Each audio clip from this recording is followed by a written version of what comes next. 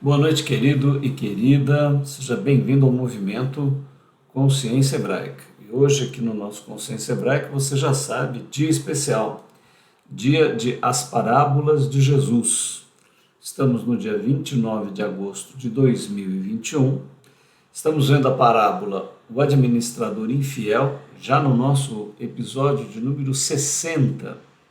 Estamos na parte 2 dessa incrível parábola. Queremos dar aqui as boas-vindas para você. Se você não pegou os outros episódios, é só entrar lá no nosso canal do YouTube, Consciência Hebraica, ir na playlist, onde estão todos os capítulos das parábolas de Jesus, e ali você pode ver os capítulos anteriores.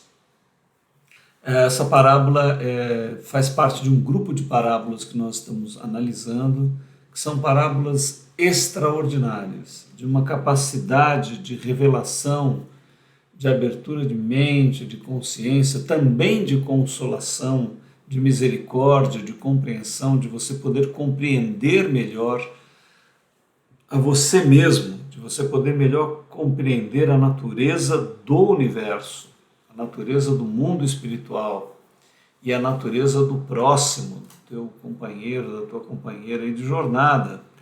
Também ter mais compaixão, misericórdia, a começar de você mesmo, né? Depois também do teu próximo, compreendendo a estrutura do mundo, da realidade. Então, nós vamos dedicar a essa parábola do administrador infiel vários episódios. Você se prepare para uma reflexão profunda sobre o papel das trevas, o papel do mal, o papel do erro, o papel que está ligado ao nosso desenvolvimento e que tem gerado muita confusão no cristianismo de um modo geral, na sociedade que convive com os discípulos de Jesus, aonde há de fato um antagonismo e que precisa ficar claro, precisa ficar perceptível, compreensível. E quem sabe, inclusive, com essa compreensão, e esse é o objetivo, nós possamos ganhar as pessoas que não estão entendendo direito, que estão confusas. E vamos esclarecer, então, com essas parábolas. E esse olhar da graça, da misericórdia, da compaixão, do amor de Deus, né? E de você exercer isso com relação a você, com relação ao outro, inclusive você se abrir para esta misericórdia, graça, compaixão e amor de Deus, porque às vezes nós não nos julgamos dignos, tal é a nossa condição, a nossa miserabilidade, as nossas dificuldades, né? E aqui não se trata apenas de nós ficarmos lamentando a natureza humana. Sim, ela tem um potencial maravilhoso, nós temos falado muito disso aqui. Tem um potencial lindíssimo, incrível, né, de se tornar Elohim, de ser feito à imagem e semelhança de Deus como filho de Deus. Mas, porém, entretanto, todavia, há uma natureza criada no universo e dentro de nós, que se a nossa consciência se alinhar com isso, então não é fácil, né?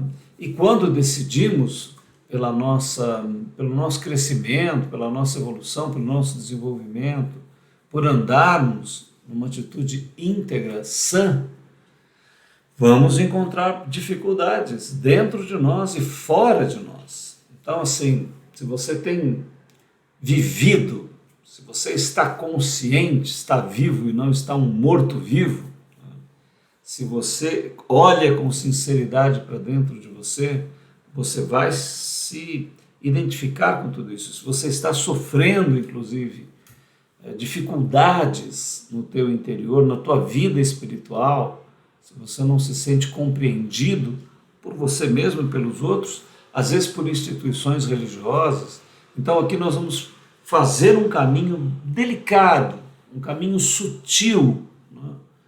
Que não se trata nem de que normalizar as trevas, o erro, né?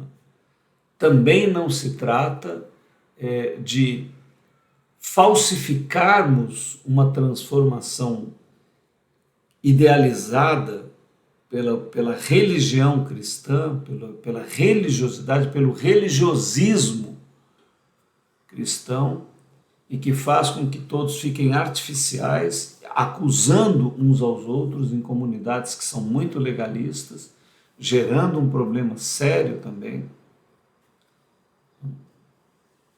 E então buscar este equilíbrio, né, de compreender o papel que as coisas têm e gerarmos comunidades mais saudáveis que consigam lidar com os erros, com as dificuldades, sem, no entanto, conivência, né, com a devida atitude. Aí é que está o fio de navalha, né?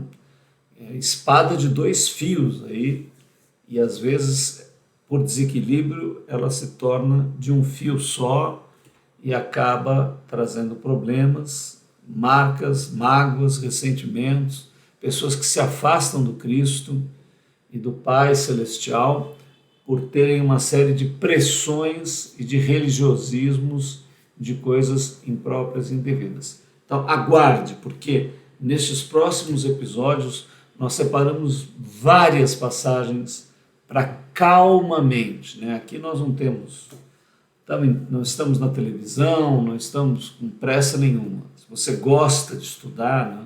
Se você gosta de pegar as escrituras, se você gosta de refletir, se essa é a sua chamada, se você tem essa necessidade, você está no lugar certo, né? Agora, se você quer uma coisa mais rápida, né? Mais sintética, superficial, às vezes, né? Talvez se torne cansativo para você. Nessa série, nós temos tranquilidade para mergulhos. Se você gosta de mergulhos em profundidade, chegou ao lugar certo. Então, vamos dar continuidade, né? Já vimos aqui uma parte dessa parábola. Se você não viu, busque lá o anterior e vamos seguir. Aqui a gente sempre fala um pouquinho do porquê consciência hebraica, a gente já tratou isso detalhadamente, né? Das 4 potencialidades, a essencial é uma das mais importantes, nela a consciência é ponto fundamental do humano, o hebraico para nós é a espiritualidade humana, o judaico é aquilo que aconteceu ali no Oriente Médio, que nós estamos estudando, no povo de Israel. Jesus foi tratado muito à moda grega, nós queremos um Jesus mais à hebraica. A consciência hebraica é um movimento que procura buscar o olhar original de Jesus sobre a espiritualidade humana. E parábolas são sem comparação na literatura universal. Desejamos a você uma boa viagem aqui conosco e oferecemos o nosso jato para que você possa viajar conosco. Olha, nessas parábolas que estamos vendo, né, na parábola do administrador infiel, lá no primeiro capítulo a gente viu detalhadamente, mas vamos ver esses conceitos. O propósito da divindade em Gênesis 1:26, o papel das trevas, do erro, da morte, do tempo, a compreensão que todas as coisas convergem para o bem daqueles que amam a Deus, do reino de Deus, a compreensão da necessidade convergente da nossa unidade em corpo, emoções, mente, espírito, ao propósito do Criador, esse é o parâmetro, alma vivente como potencial atual, espírito vivificante como potencial futuro a ser vivido, mas já experimentando no presente esta experiência. E vamos ler as Escrituras como composição de mão única, inspiradas pelo Criador. Isso é surpreendente, fantástico e causa elevação espiritual. Bom, nós estamos aqui agora fazendo um quadro de comparação, né? Se você está vindo pela primeira vez, em algumas das parábolas nós abordamos sempre o símbolo e o simbolizado. Fazemos um desvendar da parábola, né? Então, se você não pegou isso direitinho, volte nos outros capítulos, você vai compreender este trabalho que fazemos. Havia um certo homem rico, o qual tinha um administrador, e este foi acusado perante ele de dissipar seus bens, e louvou aquele senhor o injusto mordomo, por haver procedido prudentemente, porque os filhos deste mundo são mais prudentes na sua geração do que os filhos da luz. E eu vos digo, fazei para vós amigos das riquezas da injustiça, para que quando estas vos faltarem, vos recebam eles nos tabernáculos eternos. Muito bem, símbolo e simbolizado, né? O homem rico é um símbolo. Qual é o simbolizado? Que simboliza Deus, toda a criação e seu propósito nela. Administrador infiel é o ser humano em sua jornada evolutiva rumo ao propósito. Proceder prudentemente, convergir todas as coisas para a realização do propósito da divindade. Filhos do mundo, seres humanos que se identificam apenas com o tempo, perdem a dimensão do atemporal. Filhos da luz, seres humanos identificados com o propósito do Criador, com a dimensão atemporal.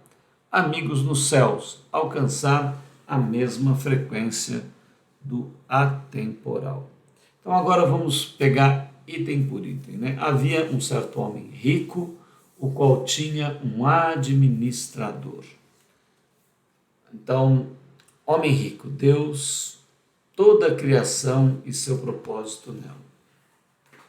Veja, nesta parábola, quando Jesus coloca o Criador como este homem rico que tem um administrador contratado, então ele está fazendo uma comparação entre o propósito do Criador e a nosso papel, nosso surgimento no planeta Terra para lidar com isto, né?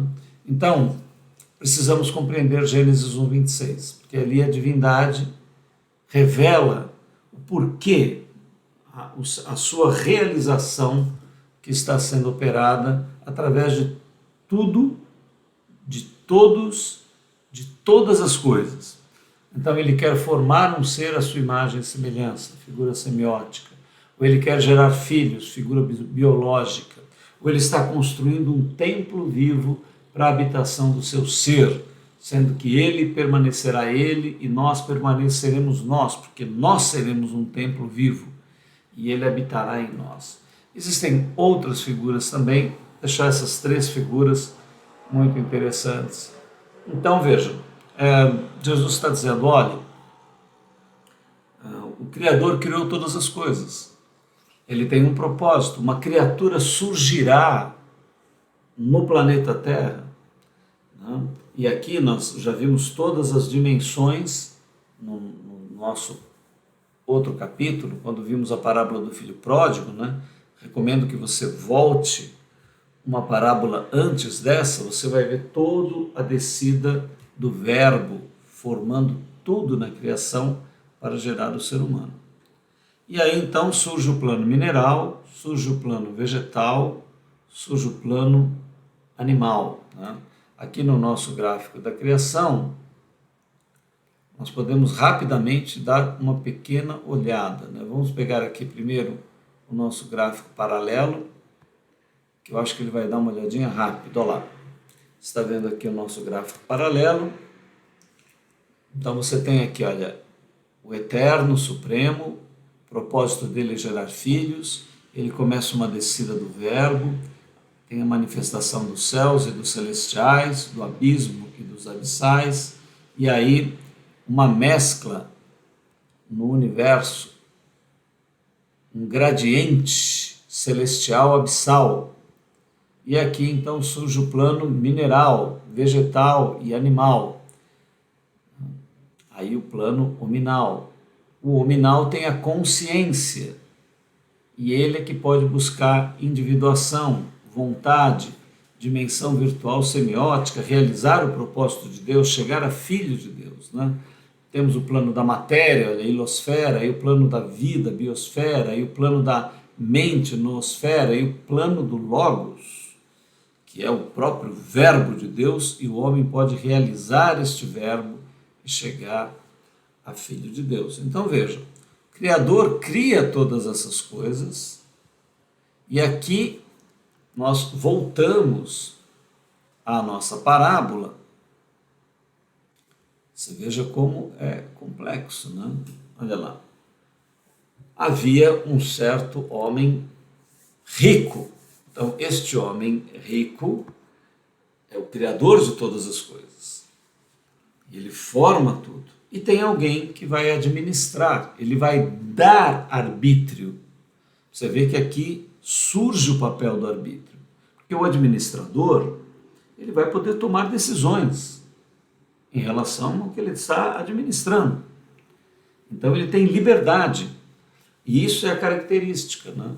Muita gente que não compreende isso coloca como predestinado, predeterminado por Deus tudo, fazendo de nós autômatos, robôs, né? E não é isso que as escrituras de Gênesis e Apocalipse revelam. Então você tem capacidade de escolha. Isso é um dos principais atributos do ser humano. E agora esse administrador ele vai ter um tempo de administração. Então observa aqui como que a história vai seguindo, né? Então nós já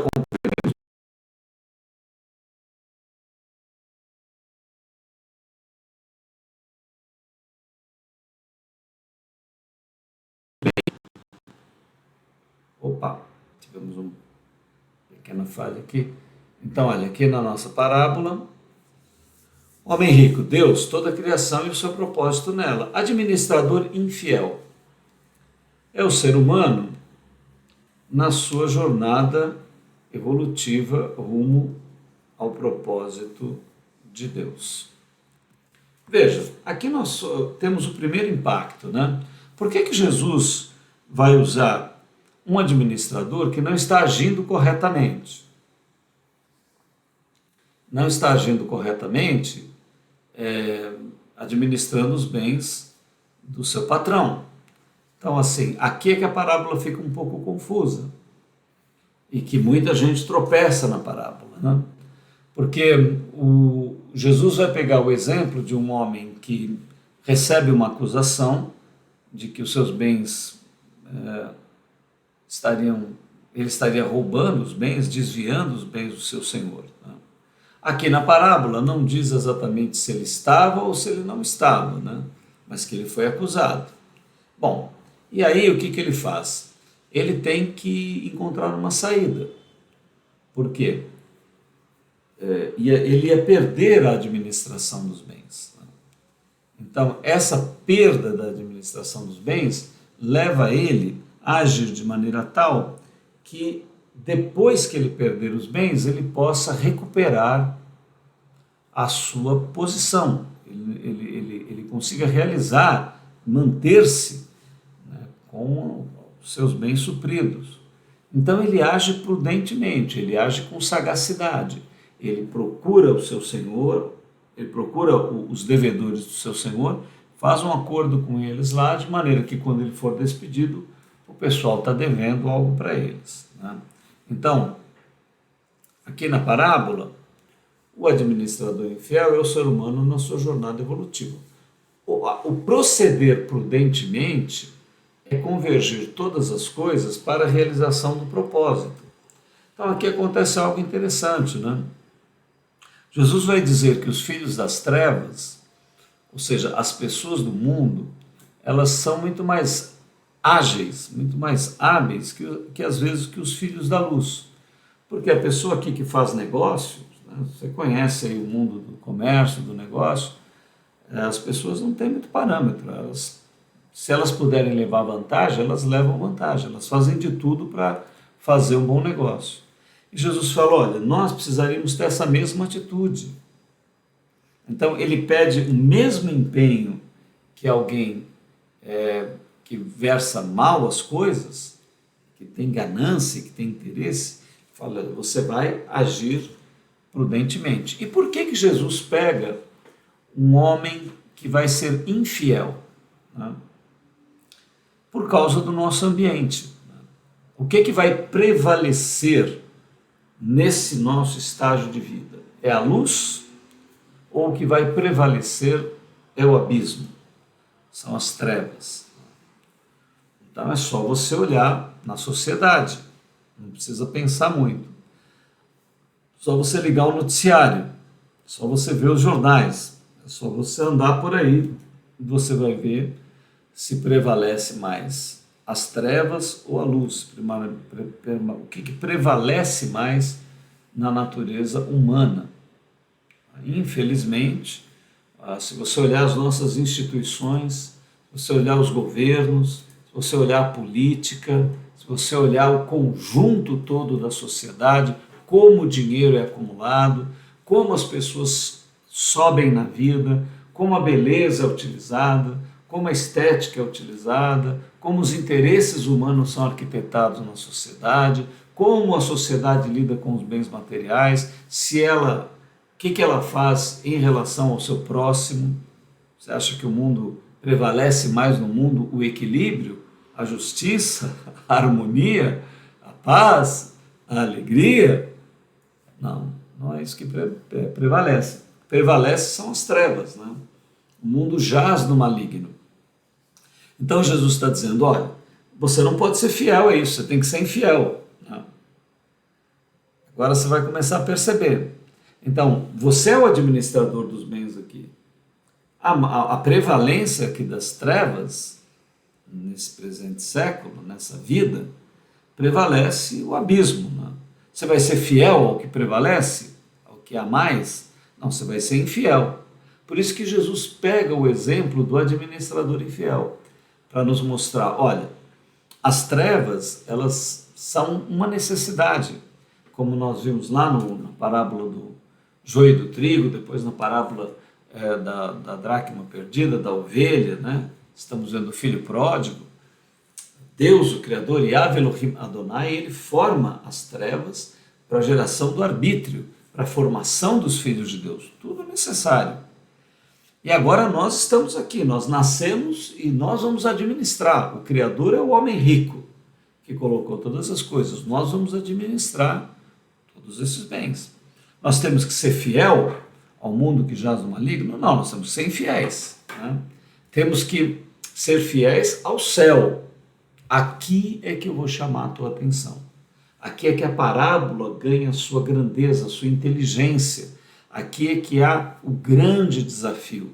Aqui que está a sabedoria. Ao que você é fiel? Ao que você está servindo? Tá? Há uma natureza dentro de você. Então, se a gente for voltar aqui no nosso gráfico, né, para você poder entender direitinho, podemos pegar agora o nosso recorte do gráfico do ser humano. Olha aqui. Está vendo ali a parte vermelha, é o anticristo. Está vendo a parte azul, é o Cristo. O mundo, se a gente pegar o nosso gráfico aqui circular, quer ver? Olha que interessante como vai ampliando a visão, né? Você vai começando a ver coisas cada vez com mais nitidez. Ó. O nosso gráfico circular, ele mostra bem onde é que está a Terra, você está vendo? Vou puxar aqui, ó. Tá vendo? Aqui está o abismo. Ó. Aqui está o abismo. E aqui está o nosso universo. Então, por que o mundo jaz no maligno? Porque essa região é o maligno. Ela envolve completamente tudo que está no universo. Aqui é o nosso planeta. Então, por isso que nós temos que ser infiéis ao que prevalece aqui, não fiéis. Temos que ser, nós somos os administradores de todas essas riquezas que Deus criou aqui. E agora nós vamos ter que agir. E somos por um tempo, né, administradores, porque a nossa vida aqui não é eterna na Terra. A nossa mordomia, a nossa administração vai ser tirada. E aí nós precisamos ser recebidos aonde? Aqui no abismo? Eu não quero ser recebido no abismo, nem você. Nós queremos atravessar o Jordão ou o Mar Vermelho e queremos ir aqui para o temporal. Então, angariai amigos nos céus com os tesouros da iniquidade. Então, aqui são os tesouros. É um tesouro para Deus? Sim, é um tesouro, porque ele necessita desse tesouro para gerar seus filhos. É um tesouro para ele. E nós precisamos angariar amigos nos céus, administrando infielmente os tesouros da iniquidade. Infiel a quem? Infiel ao abismo. Infiéis a Deus. Né? E agindo com a maior sagacidade possível. Com fidelidade a Deus e infidelidade ao rei abissal, né? As trevas. Então, acho que agora está ficando mais claro para você essa parábola, né? vamos voltar aqui para o nosso gráfico, né? E que você vai começar a entender cada vez melhor. O homem rico é Deus. Olha. O administrador infinito, o ser humano na sua jornada evolutiva. Mas esse ser humano tem um propósito? Tem. O propósito é do abismo? Não, é do céu. Proceder prudentemente, ó, vai convergir todos os tesouros da iniquidade para o propósito celeste. Então, fazer amigos dos céus. Né? Quem são os filhos do mundo? E quem são os filhos da luz? Ora, essa é a nossa grande trajetória. Né? Quem você é? O que você quer? O que você realmente busca? Qual é o sentido mais profundo da tua vida? O que prevalece em você no campo do teu corpo, das tuas emoções, da tua mente e do teu espírito? O que prevalece em você?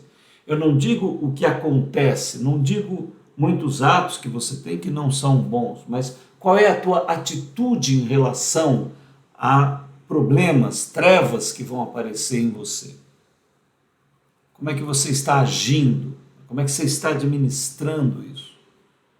Sendo fiel aqui ao abismo ou mesmo sentindo uma parte da tua natureza? Porque aqui, olha, é muito importante você compreender, aqui no nosso gráfico nominal, que a tua natureza, ó, tá vendo? O vermelho ali pertence ao abismo, é a soma das nossas decisões anticrísticas. E isso vai com a gente até a morte. Né? Só o que tira essa natureza é o símbolo da morte na consciência hebraica. Nos textos hebraicos é a foice. A foice que vai dividir este homem. Agora, se a tua consciência estiver, se essa consciência se fixar aqui no celestial, no crístico, então a foice vem e você fica do lado de cá. Aí você pode ingressar no temporal. Mas se a tua consciência for fixada desse lado, você vai perder esse lado. E aí é o abismo que te espera. Então nós estamos administrando tudo isso, convergindo tudo isso para a realização do propósito do Criador. Né? Então, você vê que vai clareando por que Jesus usou essa parábola desta maneira. Então vai ficando cada vez mais claro. Proceder prudentemente, convirjo todas as coisas para a realização do propósito. Os filhos do mundo, seres humanos que se identificaram apenas com o tempo. O que é o tempo? Ora, o tempo é aquilo que é horizontal, né? Então, é só o que atende o nosso corpo, só o que atende as nossas necessidades aí de conforto, né? Só o que atende os nossos instintos, só o que atende os nossos desejos, só o que a gente quer, etc. E nós estamos tendo uma sociedade cada vez mais hedonista, cada vez mais que busca só o prazer, o egocentrismo. É só você olhar aí, o que você acha? Estamos com uma humanidade mais evoluída? Ou você acha que as coisas caminham para uma sociedade cada vez mais pervertida, né? Não vertida, mas pervertida. Uma humanidade cada vez mais identificada apenas com as coisas temporais, apenas com o egocentrismo, apenas com o que eu quero. É o meu corpo, é o meu desejo, é a minha vontade, é a minha opinião, é a minha ideia, é a minha... Ah, mas as pessoas não têm direito a isso? Tem, é verdade, de fato. A divindade deu a nós o arbítrio. Mas as pessoas agora querem, no politicamente correto, que nós não tratemos das consequências.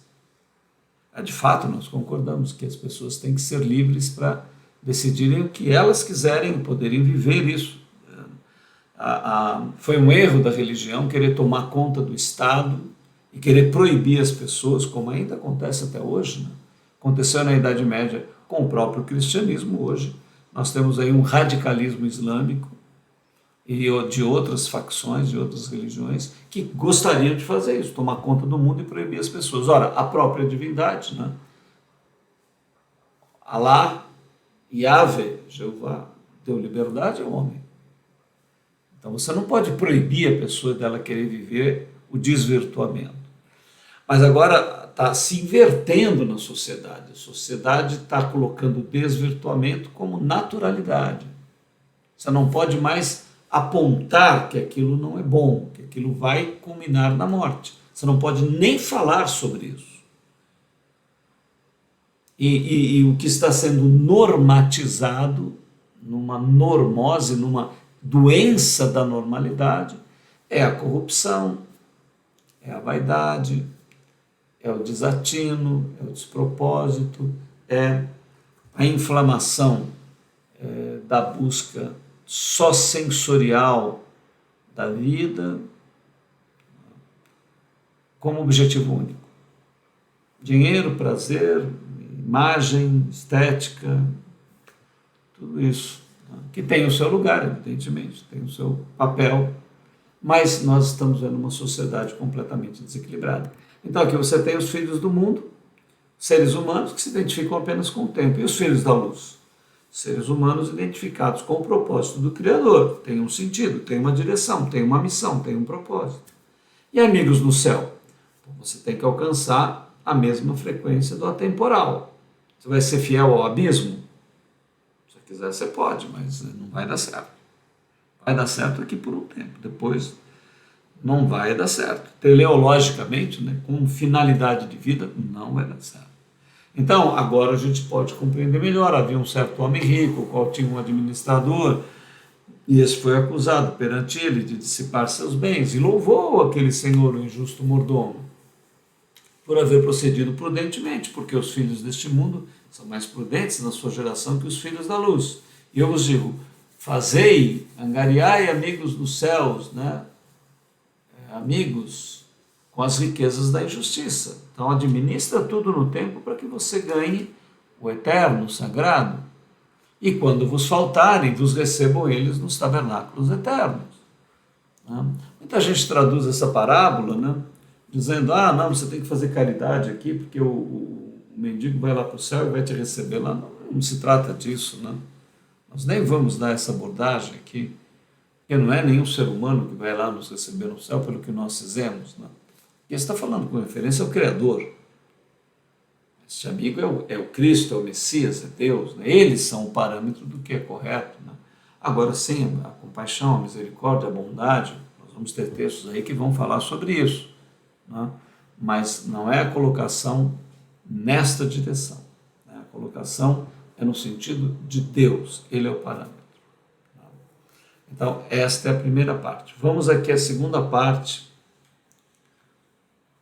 do nosso texto. Né?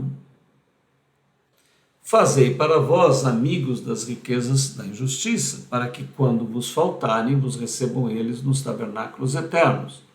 Quem é fiel no mínimo, também é fiel no muito. E quem é injusto no mínimo, também será injusto no muito. Pois se nas riquezas injustas não fostes fiéis, quem vos confiará as verdadeiras? Agora vai ficar bem claro o texto para você. E se no alheio não fostes fiéis, quem vos dará o que é vosso? Nenhum servo pode servir a dois senhores, porque ou há de odiar a um e amar o outro, ou há de se chegar a um e desprezar o outro. Não podeis servir a Deus e a Mamon, ou as riquezas do tempo, da iniquidade. E aqui nós temos o nosso gráfico. Riquezas da injustiça. Tudo o que Deus criou no tempo para o seu propósito. Então, foi necessária a formação do tempo, sim. Tabernáculos eternos, dimensão atemporal, da infinita realização do ser. Fiel no pouco, no alheio, ser fiel no tempo em relação ao eterno. Ser fiel, mas o tempo eu não posso ser fiel a ele, eu tenho que ser infiel a ele. E aí ser fiel ao eterno, que é a dificuldade de entendimento da parábola que você já entendeu. Fiel no muito, fiel no que é vosso. Contemplar o eterno sabendo da sua realização. Mamon, riquezas, coisas no atemporal. Então aqui na nossa primeiro ponto, né? Riquezas da injustiça, tudo que criou Deus no tempo para o seu propósito. Então nós vimos o nosso gráfico da criação, toda a manifestação do céu, depois a manifestação do abismo, depois o universo, esses 15 bilhões de anos-luz, mineral, vegetal, animal, tudo isso. E uma parte disso é temporário. Tá? As trevas, o abismo, tudo isso é um instante na criação divina para a geração do arbítrio, para a formação dos filhos de Deus. Então, não é a isso que você pode ser fiel. Isto, claro, representa uma dimensão dentro de você, como nós vimos ali no gráfico do ser humano. Há uma parte do teu ser, né, do teu corpo que responde a isso. Que quer ser fiel a isso, que tem ligação com isso, senão não haveria problema nenhum. Tá? E nós não podemos falsear isso. Tá? O que está acontecendo aí, que está tendo uma confusão, é a ideia de que a pessoa vai até o Cristo, o Messias, e ela se torna uma nova criatura como se ela não tivesse mais essa natureza. E não é isso que acontece. Ó. Temos que entender bem essa figura aqui. Ó. Quando você nasce, a tua consciência é gerada aqui, ó, nas trevas. Esse é o reino das trevas. Quando você se converte, quando acontece a metanoia, quando você muda a dimensão do teu ser, Deus te arranca do reino das trevas e te transporta para o reino do Filho do seu amor. Aqui é o reino do Cristo, que está dentro de você. O reino dos céus não vem de maneira ostensiva, né? Não acrediteis quando disseram ele aqui ou acolá, porque o reino dos céus está dentro de vós. E o inferno também está dentro de vós. Olha aqui, ó. Você nasceu no inferno. A humanidade é filha desta natureza. Aqui, aquela figura lá no Apocalipse, que você pode procurar no Apocalipse, que é da prostituta sentada em cima da besta, representa esta natureza. Agora, você nasceu com a consciência aqui, mas quando você se converte, você traz a consciência para cá. Então, aqui você permanece, mas essa natureza não é eliminada. Alguns aí no cristianismo entendem que a pessoa se converteu, ela é uma nova criatura, que isso não existe mais, é aí que acontecem os problemas. Por quê? Porque isso continua em você. Mas perde a força. Sim, perde a prevalência. Perde, mas ainda dá muito problema. E aí é que nós não podemos dizer que o pecado perde o domínio sobre nós, né? Porque não estamos mais debaixo da lei, mas debaixo da graça. Mas dizer que nós não pecamos mais, nós vamos incorrer em mentira, vamos falhar. E se criarmos uma comunidade que todo mundo queira dizer que não peca mais, que está todo mundo ali santo, e vamos cobrar uns dos outros, vamos criar uma tensão, vamos criar um problema muito sério, as pessoas vão se esconder, não vão lidar com o que é real, não vão lidar com aquilo que é verdadeiro, não vão ganhar determinada humildade, vão começar a ficar arrogantes, vão ficar prepotentes, vão ter uma sensação de santidade falsa, vai começar a haver um policiamento ali na igreja e desconsideração de todo mundo que está fora. Isso vai criar distorção, vai criar problema e só vai afastar as pessoas da verdade no final das contas. É aquela política do farisaísmo que Jesus tanto condenou, e muita coisa no cristianismo vai por esse caminho.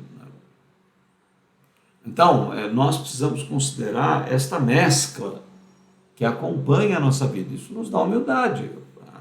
Eu separei várias passagens, vai ficar claro, se você permanecer aqui no estudo, nos próximos capítulos, hoje nós vamos ver essa parte. Não perca os próximos capítulos, porque nós vamos mergulhar em textos, você vai compreender o papel das trevas até o fim da nossa vida. E nós vamos combater o bom combate. Tá?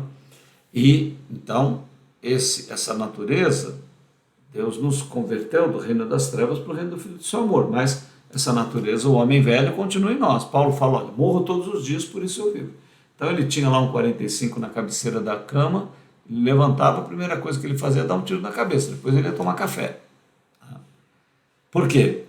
Porque aquele homem velho estava lá esperando ele todo dia, né? E é um tiro por minuto, né? Depois do café tinha que dar outro tiro, porque o homem está lá todo o tempo.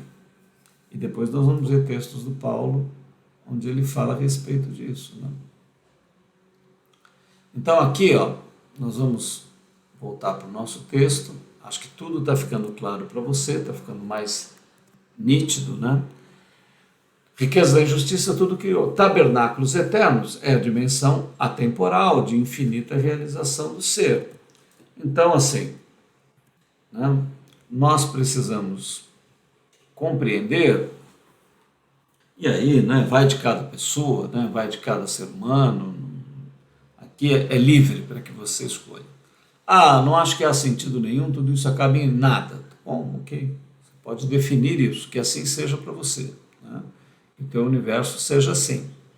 Agora, não, eu sinto que há uma dimensionalidade, há um propósito, há uma missão, há um sentido, há uma ética, há algo que eu devo crescer, melhorar dentro de mim, ok? Então, você está vendo o atemporal e você vai trabalhar com todas as coisas, convergir tudo para aquela direção, alinhar. Não, você é solteiro, então alinha o que você puder, você é casado, então junte-se com a sua esposa, alinhe tanto quanto você puder, você não tem filhos, então ocupe, dedique o seu tempo, toque a sua vida convergindo para isso. Você tem filhos, reúna-os, coloca isso em família e leva, né? Então a sociedade favorece mais, favorece menos, as pessoas favorecem mais e menos, converge todas as coisas, o teu trabalho, os teus negócios, a tua sexualidade, a tua vida, a tua mente, o teu coração, a tua essência, coloca tudo isso para trabalhar cosmicamente, usa todos esses tesouros. Então aqui é esse significado, né? Tabernáculos eternos, eu vejo tudo nesse sentido. Fiel no pouco, no alheio, ser fiel no tempo em relação ao eterno. Ora, o corpo é meu, a vida é minha, eu faço o que eu quero. Bom, tudo bem, realmente você tem foi te concedido isso, mas por empréstimo. O que é teu? É que você tem a nota fiscal de alguma coisa? Você comprou alguma coisa? Tudo foi emprestado, tudo foi dado. E olha lá como você administra, né? Agora, você não for fiel nem naquilo que não é teu, só te foi emprestado, como é que você vai ser recebido para receber algo que é para a vida toda? Fora do tempo, né? Se você não foi fiel aqui.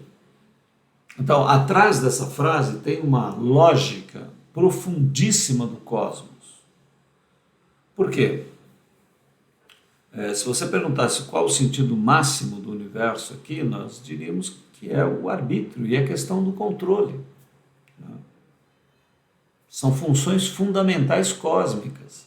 Ora, se você precisa tomar todo cuidado e preparar um garoto para, com 18 anos, dar uma carta para ele, se você tem que preparar uma pessoa para ela lidar com uma arma de fogo, se você tem que preparar a pessoa para ela assumir as suas responsabilidades, como é uma divindade onipotente, onisciente, onipresciente, onissapiente, toda poderosa, ela vai criar um ser à sua imagem e semelhança, ela vai confiar isso a quem? Olha para a nossa humanidade, a quem você confiaria? Como você vai formar Elohim? Como é que você vai formar deuses? Qual é a essência dessas pessoas? Você percebe o que está sendo dito nessa frase? Se você não foi fiel no alheio, naquilo que não era teu, que te foi emprestado, então você percebe que no fundo tudo isso está revelando você, revelando a tua essência, revelando o que você realmente intenta, que a atitude é mais importante até do que o ato em si. Até do que o ato.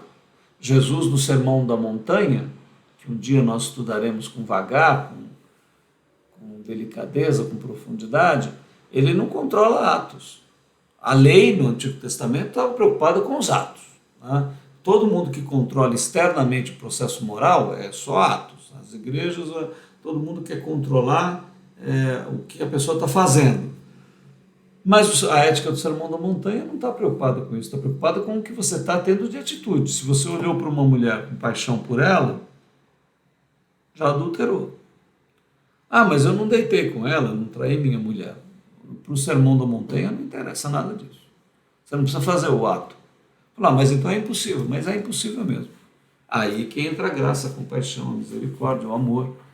E aí é que você também vai ser misericordioso com os outros, porque você mesmo não dá conta. E aí é que tem toda uma lógica.